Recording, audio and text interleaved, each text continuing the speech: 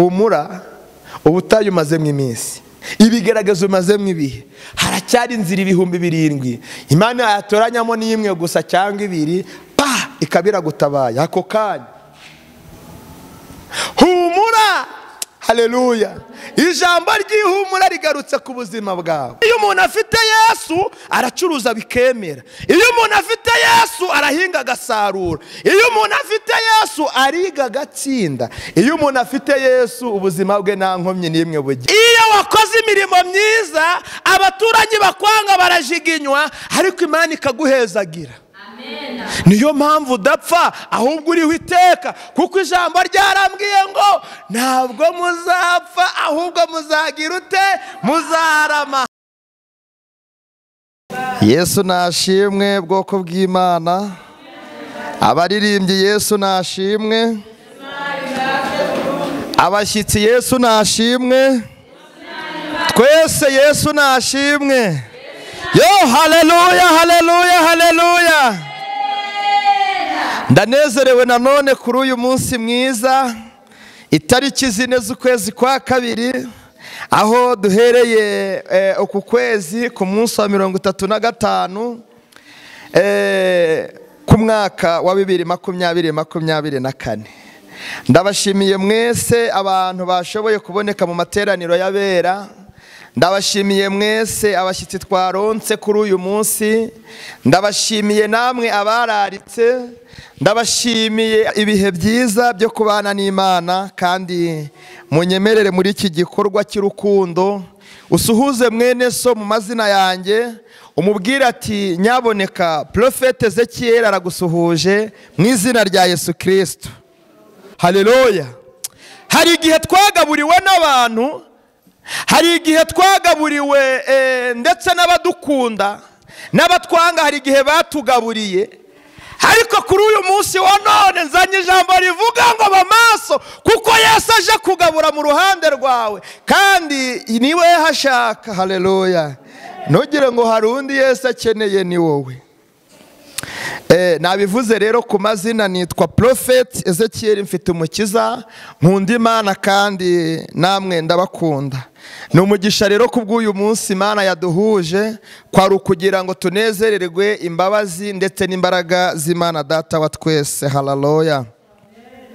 Munyemerere dusimbuke turebe mu butumwa bwiza bwa Yesu Kristo uko bwanditswe na Luka ibice 7. Turasoma umurongo wa 13 tugeze 15. Haleluya. Haleluya. Ndabona abantu bahuze, munyiteho. Abantu bari gushaka imirongo mwihute kuyishaka vuba ubundi tusomere hamwe. Ubutumwa bwiza bwa Yesu Kristo uko bwanditswe na Luka ibice 7 umurongo wa 13 turageza 15. Twamagambo uravuga uti azura umwana w'umupfakazi. Uwo ninde? Yesu. Uwo ninde? Yesu. Azura umwana, haleluya, w'ikiyemwe w'umupfakazi. Uyu mwanya ushobora kuvuga ati none se ko ngewe ntari umupfakazi? Ariko humura, nawe Yesu hari ibyo azuye ku buzima bwawe. Ariko tuza tumbira Yesu kuko hari ibyo ahagurukije mu mibereho yawe. Hari ibyo Kristo azuye mu nzira wari uri gucamo. Hari ibyo Kristo azuye muri famiye yawe. Hari ibyo Kristo azuye, haleluya, wari wabuze aho biri buzukire. Ariko Yesu agize ute yemwe arabizuye. Imana itugirire neza cyane. Mwuka w'Imana tugote. Reka tusome abageze 13. Umwami Yesu amubonye amugirira imbabazi aramubwira ati wirira. Yegera ikiriba agikoraho. Abakikoreye barahagarara. Ati muhungu haguruka. Haleluya. Ati muhungu ndagutegetse byuka. Wari upfuye arabagaduka atangira kuvuga. Yesu amusubiza nyina. Reka dusubire muri iri jambo 13. Umwami Yesu amubonye amugirira imbabazi, aramubwira ati wirira. Yegera ikiriba agikoraho, abakikoreye barahagarara. Ati muhungu ndagutegetse byuka. Uwari upfuye arabaduka, atangira kuvuga. Yesu amusubiza nyina. Imana itugirire neza cyane. Ndagira kuri uyu mwanya mu ntege amatwi. Haleluya. Iri jambo ni iry'ubwenge, ni ubuhanuzi kuri wowe ndetse ni n'igitangaza ku buzima bwawe. Haleluya. Aya magambo yanditswe n'umugabo bita Luka, kandi uyu Luka ntabwo Imana yamuhamagaye ari umugabo usanzwe. Luka Imana yamuhamagaye ari umuntu wize, ntabwo yari inditi, yari dogiteri. Haleluya. Luka uyu nguyu yari umuganga, yari umuvuzi, umuntu ufite impamyabumenyi yo kuba dogiteri. Ni umuntu wari usobanutse. Haleluya. Babandi bajya bavuga ngo Yesu yahamagaye ngo abantu ngo baciriritse gusa, ngo abakene gusa, ngo abantu batize. Uyu munsi uhere kumenya ko Yesu atigeze ahamagara abakene gusa, Yesu atigeze ahamagara abakize gusa, Yesu atigeze ahamagara abaruhijwe, ariko yaravuze ngo yemwe abarushye. Haleluya. Yemwe abarushye n'abaremerewe nimuze nimunsange, ni njye ufite imbaraga zihagije zo kubaruhura mu izina rya Yesu. Wigira ubwoba ikibazo ufite, Yesu aragishoboye. Wihangayika uburwayi urwaye, Yesu afite umuti wo kubuvura. Wewe wicika intege, ikigaragaza urimo Yesu agifitiye igisubizo, ahubwo ngwino ucyakire mu izina rya Yesu. Haleluya. Ndagira ngo aya magambo dusomye ni umumama Bibiliya igaragaza ko yari umupfakazi, nta mugabo yari afite. Byumvikana ko uwo mwana nawe yari iki? Yari imfubyi. Kandi ijambo ryaravuze ngo Yesu wenyine niwe mugabo w'abapfakazi, niwe se w'iki? W'imfubyi. Kuba udafite umuryango, kuba udafite kirengero, ujye ubabwira ngo mfite Yesu, iburyo bwanjye arahahagaze. Haleluya. Kandi iyo umuntu afite Yesu aracuruza bikemera, iyo umuntu afite Yesu arahinga agasarura, iyo umuntu afite Yesu ariga agatsinda, iyo umuntu afite Yesu ubuzima bwe nta nkomyi n'imwe bugira. Haleluya. Iyo umuntu afite Yesu araryama akarota. Haleluya. Kandi bwacya agakabya inzozi. Iyo umuntu afite Yesu igisuzuguriro kirahunga. Iyo umuntu afite Yesu, haleluya, arakandagira kumva ashyitsi. Iyo umuntu afite Yesu ngo niyagenda arabyumva. Haleluya. Iyo umuntu afite Yesu ntabwo imbabura igizima ngo ayimanike. Oya, Yesu ajya yigwatiriza akagira ukuntu abigenza. Pastor yahoze ashima Imana uburyo akawunga kabonetse, ngo bamuhaye ku cyaya tereka amata yarananiye. Bamubwiye ati se basi n'ikindi kibaguhaye, bamuhaye amata ati wapi yarananiye. Bamuhaye icyaya tereka agakoma ati aha ngaha biraruta. Haleluya.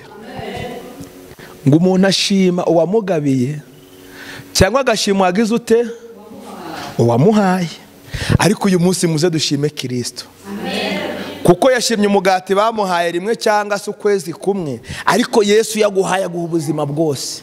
Yesu yakugabiye aguha n'icya burundu. Haleluya. Kubera ko agakiza ntabwo ari iki?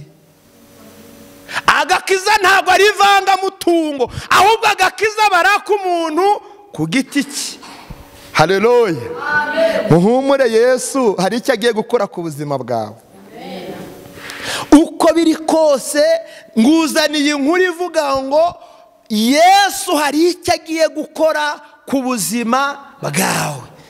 Sikera n'uyu munsi, kuko iki gitangaza ugomba kugitahana.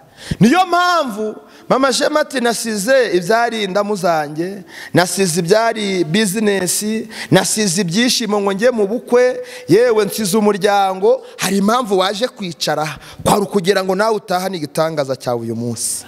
Yo, haleluya, haleluya, haleluya. Ororengera ngo hari haciyemo nk'ameze nka 4 cyangwa hafi 6 ndumva atarenze tuziranye dusenga nawe, ariko uyu munsi mu gido ati ngwino tujye gusenga. Yaranzijwe, ariko uyu munsi wagize n'umugisha wo kumbona n'igihagararo. Ni njyewe, haleluya. Reka dusimbuke rero twumve iri jambo. Uyu mumama wari umupfakazi, buriya uyu n'umushinga tugiye kumva, kuko ni inkuru irambuye ariko yavuzwe mu magambo magufi. Yesu ngo yabaye ari kugenda, ngo ageze mu mudugudu witwa Nayini. Haleluya. Niba hariho n'uwa mbere cyangwa n'uwa kabiri ntago mbizi, ariko birivuga ko Yesu yari ari kugenda ngo ageze mu mudugudu witwa iki? Witwa Nayini. Haleluya. Ngo nuko aza kumva inkuru. Iyo nkuru yavugaga nk'iki? Haleluya. Iyo nkuru yavugaga inkuru y'icyamugongo. Nguriya mugore w'umupfakazi yari afite umwana umwe gusa, kandi nawe w'iki? W'umuhungu. Haleluya. Nawe w'iki? W'umuhungu. Noneho ngo yari yapfuye. Umubyeyi yarize amarira yamushizemo. Abaturanyi nta kindi bari bumumarire, kuko nta bushobozi bari bafite bwo kuzura uwapfuye. Abamukundaga n'abamwangaga uretse kumuha bugufi bakamubwira ati pole nta kundi, hangane, bibaho mu isi nuko bimera, yewe wabaye hagomba gupfa rwose, ihangane, nta kundi. Haleluya. Maze muri ako kanya, haleluya, ngo Yesu yumva iryo jambo, yumva uko abantu bagendagenda bariruka nguko. Haleluya. Ngo arangije ngo agire ute yemwe, arabegera. Amaze kubegera muri 13, ijambo ryambwiye ngo umwami Yesu, haleluya, ngo amubonye amugirira iki? Imbabazi. Haleluya. Ndagira ngo nawe hagira ikintu kimwe gituma byibuza Uwiteka kureba neza. Haleluya. Ngo nuko ngo umwami Yesu amubonye amugirira imbabazi, arangije aramubwira ati mubyeyi wirira. Mu kigaragaza urimo wirira. Mu rugo nubwo uri kubona byanze wirira. Nubwo uri kubona inka n'amatungo byanze, oya wirira. Umugabo umwe yari afite yapfuye. Bukeye umwana umwe yari afite nawe arapfuye. Haba yari asigaye yitwa iki? Incike. Abantu murahumvishije. Ngo umwami Yesu amubonye. Haleluya. Umwami Yesu amwitegereje, amugirira imbabazi. Amaze kumugirira imbabazi, aramubwira mubyeyi wirira. Nubwo bimeze gutyo wirira. Nubwo abavandimwe bakwanze wirira. Nubwo intege nke zabaye nyinshi ariko gira gute? Wirira. Haleluya. Ngo nuko Yesu akora ku kiyemwe, akora ku kiriba. Ngo amaze kugikoraho, abantu bari bakikoreye ako kanya bahita bumva ko hari imbaraga zibabwiye stop, zibahagarikije. Ako kanya bagira ute? Barahagarara. Ngo bamaze guhagarara, bashyira ikiriba hehe? Hasi. Yesu arangije aravuga ngo muhungu, ndagutegetse haguruka. Muhungu, ndagutegetse haguruka. Haleluya. Amen. Ngo nuko umuhungu arabaduka. Amaze kubaduka atangira kuvuga. Atangiye kuvuga, Yesu arangije aramufata amusubiza amaboko. Ndi kwigisha uyu munsi wa none wowe, nikiri kubwira, nagira nkubwire ngo gerageza ushake ikintu cyatuma umwami Yesu akwitegereza. Kuko uriya mubyeyi ngo umwami Yesu ngo amubonye, niko ijambo ryatubwiye, byahise bimutera kumugirira iki? Imbabazi. shaka ikintu cyatuma Uwiteka kwitegereza. Ibi bintu byongera ngo tuganire, ni iki cyatuma Uwiteka akureba? Ikintu kimwe cyatuma Uwiteka kwitegereza ndetse akanakugirira imbabazi ni ukwihana. Ikintu cya kabiri cyatuma umwami Yesu akwitegereza ndetse akanakugirira imbabazi umaze kuva mu byaha ugakora imirimo yo gukiranuka. Kuko ijambo ryarambwiye ngo mu mahanga yose umuntu ukora ibyo gukiranuka, yaba igikara, yaba inzobe, yaba muremure, yaba mugufi nkanjye, mu mahanga yose Imana igira gute? Iramwemera. Haleluya.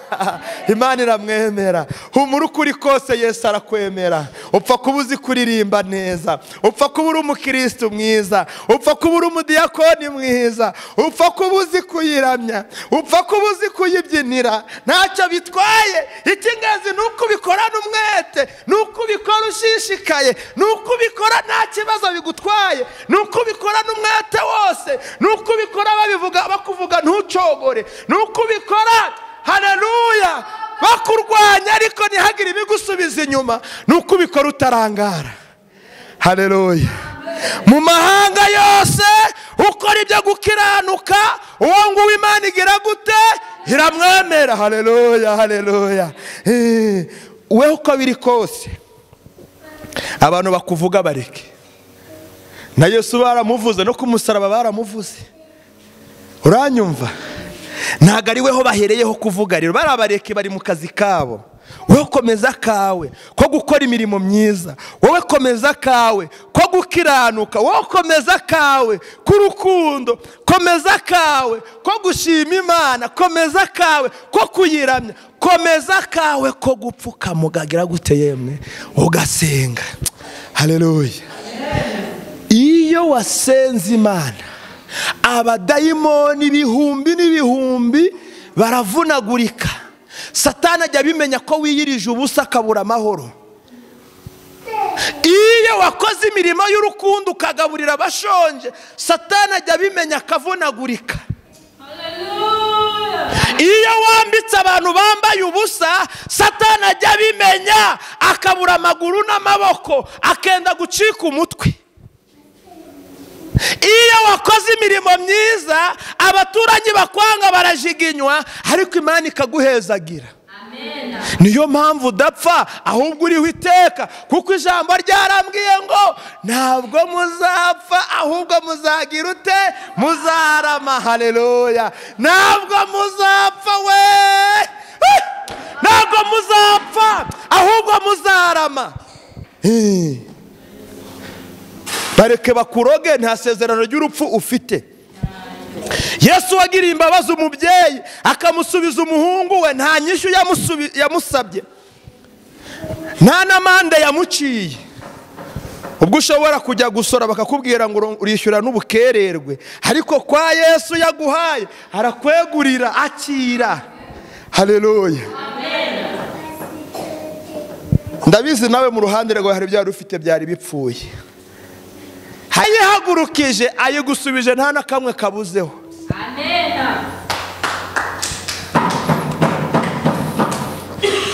Abantu bafite Bibiliya dusimukire hariya mu Bacamanza ibice 3 murongo waho wa 9 niwo dusoma gusa.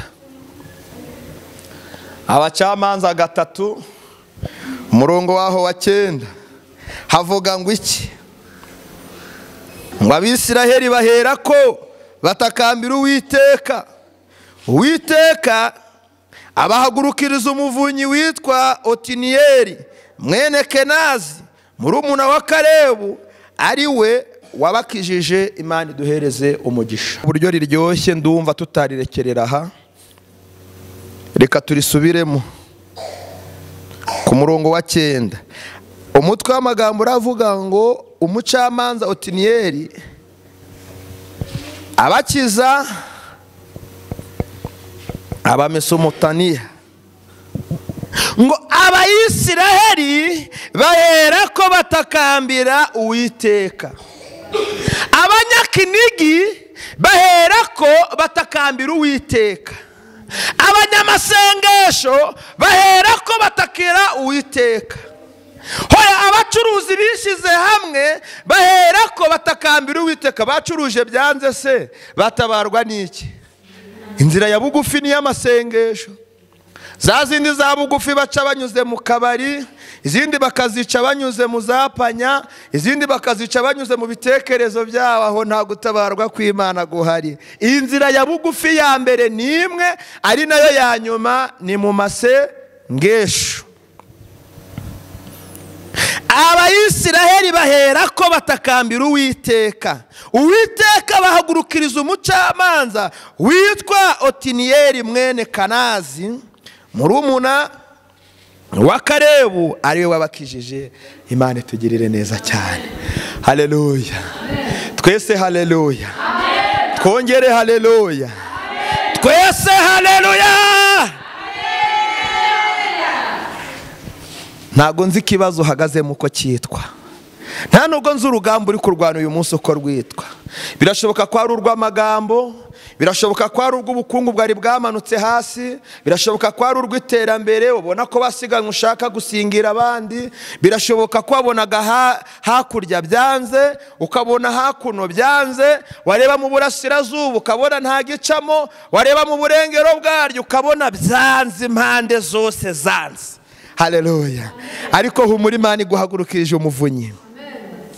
Umuvunyi yahagurutse, ahaguruka aje kurenganura. Iyo umuvunyi yahagurutse, ahaguruka aje guhesha agaciro ikibazo cyawe cyarenganyijwe. Iyo umuvunyi ahagurutse mu kibazo cyawe, uwo munsi utangira kubyina intsinzi, kuko gutabarwa kwagize gute? Kwabonetse. Haleluya. Yesu wacu nashimwe cyane. Birashoboka ko ikibazo wari ufite yari ubugumba, birashoboka ko ikibazo wari ufite yari uburwayi, birashoboka ko ikibazo wari ufite yari imbaraga z'ubushobozi bwa ntabwo, birashoboka ko ikibazo wari ufite ari ukubaka, birashoboka ko ikibazo wari ufite yari icy'imibereho. Humura, iyo azuye umwana w'umupfakazi kamusubiza nyina, nawe hari ibyo yazuye ku buzima bwawe. Kabiri, wari wabonaga ntawe uri bukuburanire, wabonaga hepfo ntamufasha. Imana iguhagurukirije umuvunyi. Humura, wazamuriye Imana icyubahiro ko ari ihagurukije umuvunyi mu kibazo cyawe. Wazamuriye Imana icyubahiro ko ari ikinguye agashoro, iguhagurukirije umuvunyi ngo akuburanire kandi utsinde. Wazamuye ibiganza ugahereza Imana icyubahiro. Imana ikugirira icyizere uyu munsi, ku Mwami Yesu yakubonye akakugirira imbabazi, ku Mwami Yesu yakubonye uyu munsi akabazanywe no kugutabara. Humura, humura, Yesu yagikoze. Imana itugirire neza cyane. Soma duhereye 2 tugeze 6. Imana itugirire neza cyane. Ongera utekereze niki cyatumije Imana igukunda. Ese iki cyatuma Imana ikwishimira kugira imbabazi urimo uragikora?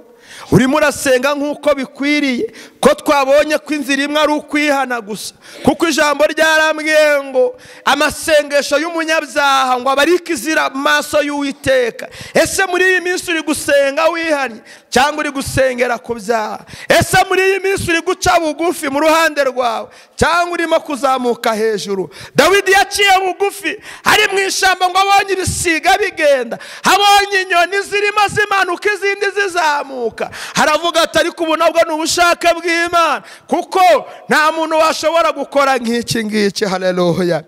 Ijambo ryarambwiye ngo nta mbeho ndetse nta n'imiyaga izaduterura. Turi kumwe na Yesu wacu, nta miyaga izagira ute yemwe izaduterura. Imana itegerere neza cyane. Humura, abagucira ibico, abacukura inzobo ngo uragwamo, Yesu yohereje umuvunyi. Yesu yohereje umuvunyi ngo aza kuburanire. Yesu yohereje umuvunyi ngo akuzanire intsinzi. Ntabwo ukimwaye rero, kuko Yesu avuganye nawe amagambo y'imbaraga. Ntabwo ugicitse intege, kuko Yesu agukomeje mu rugendo rwawe, akaba agusubije umwana wawe wari wapfuye. Haleluya. Ni akazi se kari kananiranye? Ni ibihombo byari byabaye byinshi? Ni abakozi se bari bakunaniye? Ni inzara yaguteye iwawe? Ni imibereho yari yanze? Humura, Yesu aguhagurukije imbaraga z'ubutabazi, kuko umuvunyi yahagurutse ahaguruka aje kunesha. Haleluya, haleluya. Kabiri tugeze gatandatu.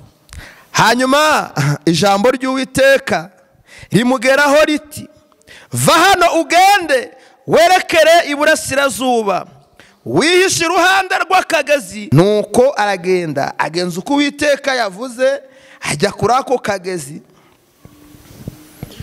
Kereti, ahateganye na Yorodani, agumayo. Ibikona bikajya bimuzanira umutsima n'inyama uko bukeye uko bwije, kandi akajya anywa amazi y'ako kagezi. Imana itugirire neza cyane. Ahari icyatumye Imana igusiga, nukogera ngo utunganye ibyasigaye bidatunganye. Ibihumbi byinshi cyane bimaze gusinyura amasezerano bikoze divorce. Hari ibihumbi byinshi cyane biri gukubitwa ku manywa na nijoro babazwa ibyo bakoze.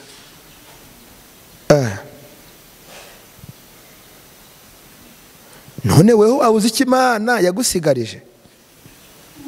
None weho wabuze iki Imana ikurindiye? None weho wabuze iki Imana igushakaho? Haleluya. Ngo hanyuma y'ibyo, haleluya, hanyuma ryari?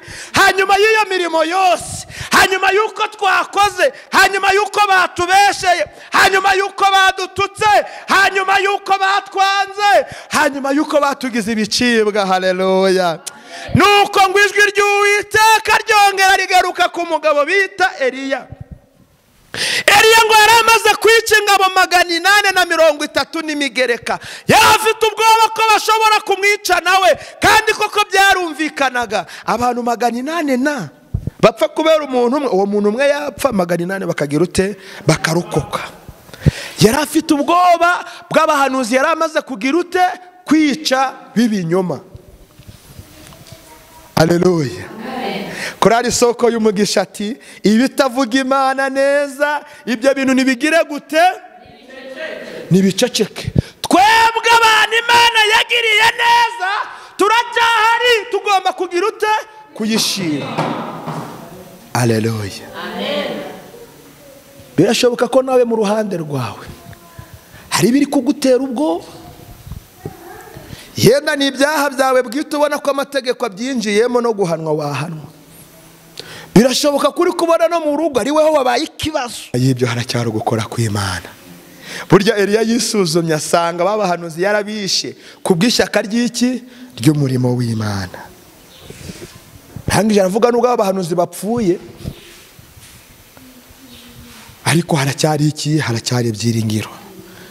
Ngo nuko ngo yegera munsi y'igiti cy'ikiyemwe cy'umurete, ngo arangije ngo arapfukama arasenga, ariko asenga yandagapfa n'ubundi abura ubupfa.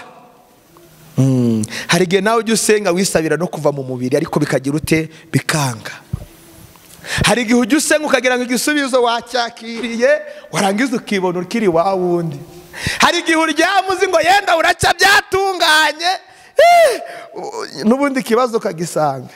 Hari abashakira ibisubizo mu gacupa akavuga ati ndarisoma ariko ndihamye, agasoma zamugeraha n'ubundi zamushiramo agasanga ikibazo kiracyagize ute? Kiracyamutegereje. Haleluya. Ngo ariko hanyuma y'ibyo, haleluya, Uwiteka, ngo ijambo ry'Uwiteka riza kuri Eliya,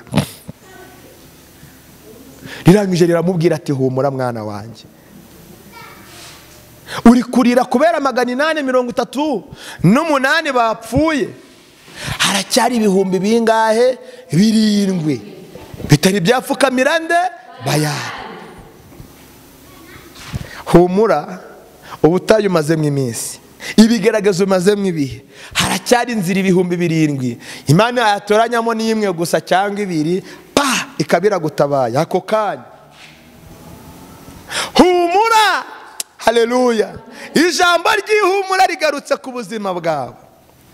Ikintu cya mbere Imana yaguhamagara kugira ngo kubabarire. Icya kabiri cyari kugira ngo iguhishurire, kuko hanyuma ya iriya mirimo yose Eliya yamenye ukuri. Amaze kumenya ukuri, Imana imuha amakuru. Imaze kumuha amakuru amubwira ngo genda werekeze hariya ku kagezi k'Ikerete, wihishe hafi aho hateganye na hehe yemwe no kuri Yorodani. Haleluya. Kuko Eliya amaze kumenya amakuru, yaragiye yumvira umwuka w'Imana. Amaze kumvira umwuka w'Imana, Imana iramubwira ngo ujye unywa amazi yo kwa kariya kagezi, ntacyo azagutwara. Nubwo agaragara nkaho ari akagezi gatemba, kazana urwondo, kazana n'inzoka n'ibiki, ntacyo azagutwara. Ujye unywa amazi ya hehe? Yahara kwa kariya kagezi. Ikibazo kijyanye n'icyo kurya, nzagutegekera ibikona bizajya bikugemurirayo iki yemwe imitsima ndetse n'iki n'inyama. Haleluya. Buriya Imana yiguhaye kondisiyo, igutungira muri yo kondisiyo. Iyi Imana iguhaye itegeko, ikurengereraga muri rya tegeko. Iyi Imana ikunyujije mu kigeragezo, inakikurindiragamo. Iyi Imana ikujyanye mu ishuri, inarari gutsindishiriza. Iyi Imana iguhaye uruzabibu, inararubagarira, ikanarwuhira, ikanarufumbira, ikanarweza. Upfa kuba uri mu mugambi w'iki? W'Imana. Upfa kuba wumviye iki? Imana. Haleluya. Weho niki waburaga muri iyi minsi? Haguruka dusenga Imana. Ndabizi waburaga imbaraga, ndabizi waburaga umwunganizi. Izi mbaraga ziboneka mu byakozwe n'intumwa, igice kimwe ku murongo waho wa 8. Hari amagambo avuga ngo icyakora muzahabwa imbaraga, umwuka wera nabamanukira, muzaba abagabo bo kumamya. Haleluya. Muzaba abagabo bo kumamya mu midugudu aho mutuye, mu masoko aho mukorera, mu nzira aho mugenda, ndetse no ku mashuri aho mwiga n'aho musengera. Muzaba abagabo bo kumpamya. Haleluya. Imana itugirire neza cyane. Irangije mubwira kura ati humura kuro mwana wanjye, ibi bibazo biri imbere zawe uraza kubigenda hejuru, uraza kubirya nk'umuntu urya ikiyemwe umutsima. Haleluya. Hereza b'inyuma nabo baryeho. Imana itugirire neza cyane. Ndaharinganiza hamere nk'amataba, ndabicisha bugufi, kuko ndi Imana ishoboye byose. Ndaguha kunesha ababisha bawe, ndaguha gutsinda ibyendaga kugutsinda, ndaguha gukora kwanjye.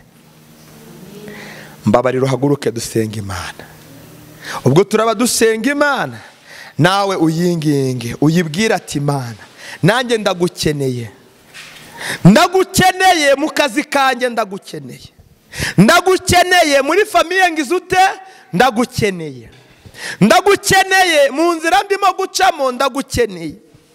Ndagukeneye. Haleluya. Ariko ndagukeneye. Bwira Imana ngo ndagukeneye, undebe. Haleluya. Kuko umwami Yesu ngo amaze kumureba yahise amugirira iki? Imbabazi. Ubwira umwami Yesu ati mwami nanjye ndebe. Haleluya. Wasanga umwana wawe wapfuye ari agashoro kawe kagabanyutse. Wasanga urugamba waruhanganye narwo ari isambu yawe yarumbye itakikera. Wasanga ari inka yawe itakibyara. Wasanga ari ibitekerezo byawe byasubiye hasi. Wasanga ari imigisha yawe yasubiye. Ubwira Uwiteka ati Uwiteka we, nanjye undebe nk'uko warebye uriya mupfakazi, unyiteho nk'uko wamwiseho, umugirire imbabazi nk'uko wazimugiriye, nanjye ndazikeneye.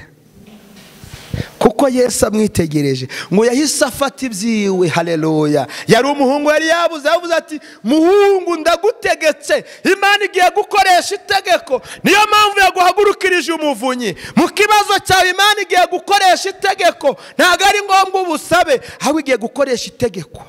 Haleluya. Imana igiye gukoresha itegeko. Haleluya. Bwira mugenzi wawe ngo Imana igiye gukoresha itegeko mu kibazo cyawe. ijambo ryarambwiye ngo niba imfatiro zisenyutse ngo mbese ngo abakiranutsi bo bazabaye hamaze kuboneka, kuko haleluya haleluya Imana yakoresheje itegeko mu ruhande rwacu. Imana itugirire neza cyane. Dawidi ngo abuze kwizera waravuga ngo Uwiteka we ni weho mwungari wanjye, nubwo abavandimwe byanze ariko ni weho mwungari wanjye, ntabwo nzakena.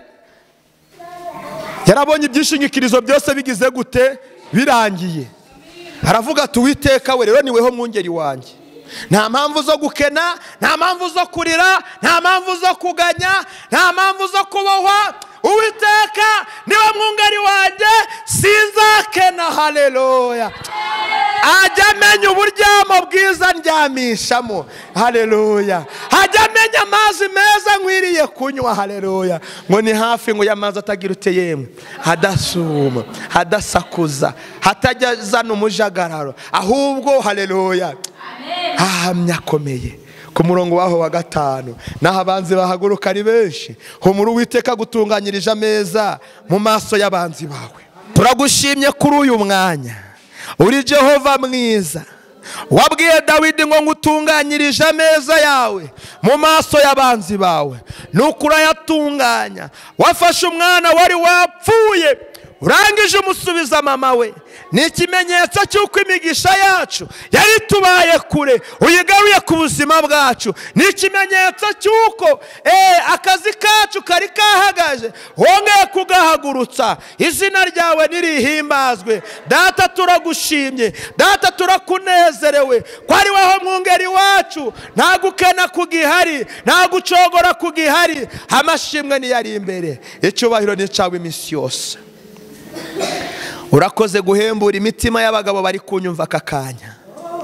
Urakoze guhembura imitima y'ababyeyi barimo kunyumva aka kanya, kuko uhagurukije umuhungu wabo ukaba umubasubije. Vuga ngo nakiriye umuhungu wanjye mu izina rya Yesu. Yo urakoze Mana ko ari weho wongeye kudukingurira, ukadusubiza ibyacu twari twarabuze, ukadusubiza ibyacu byari byaranyazwe, ukadusubiza ibyacu twari dutegereje. Izina ryawe nirinahazwe ibihe byose. Urakoze kuri Imana yabanye natwe, kandi urakoze kuri Imana igira neza, uhereye none n'ibihe byose. Yesu urakoze. Amen.